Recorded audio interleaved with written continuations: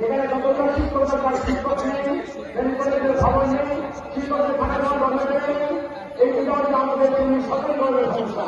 এই জন্য আমরা মনে করেন সরকার